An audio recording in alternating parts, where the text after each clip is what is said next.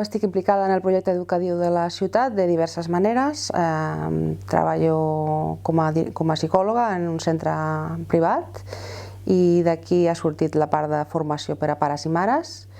I per altra banda, una de les tasques que més m'agrada és que soc membre de l'AMPA de l'Escola Àngela Roca i aquí me n'encarrego del que puc, entre d'altres coses de les xarxes socials, en concret el Facebook i de la newsletter, a més d'altres tasques.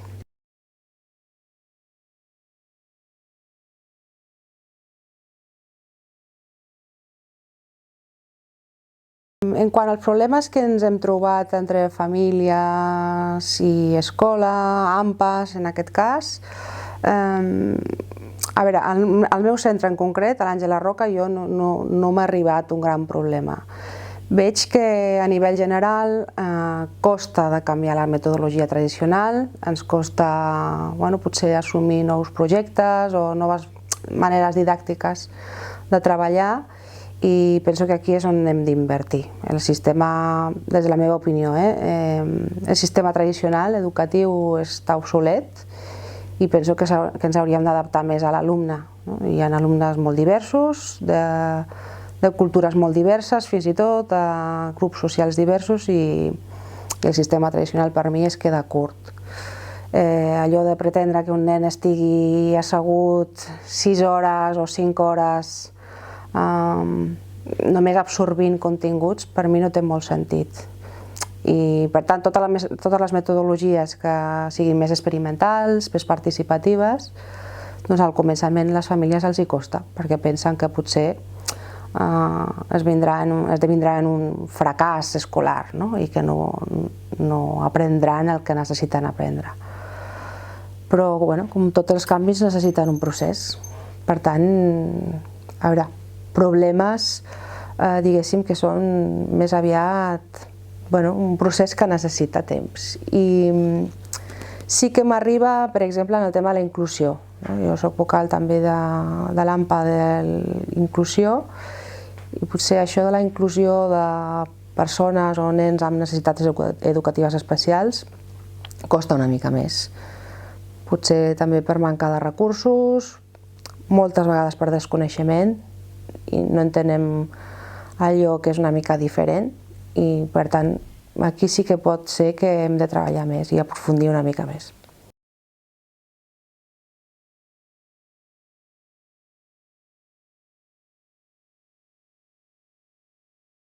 Jo penso que primer hem de treballar en la sensibilització. Hi ha moltes persones que com per circumstàncies no els hi ha tocat a casa una persona amb una necessitat educativa especial, que dins de les necessitats educatives especials no només està per sota, sinó també per dalt, és a dir, altes capacitats. Això també és a vegades complex. Doncs primer jo penso que és la sensibilització i la gent no coneix què és una NE, una necessitat educativa especial, per tant, clar, tampoc no sap ben bé com tractar-la. Per altra banda,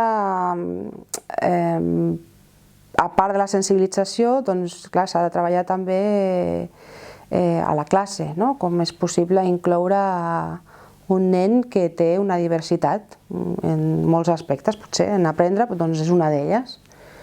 I com s'adapta el sistema educatiu a això.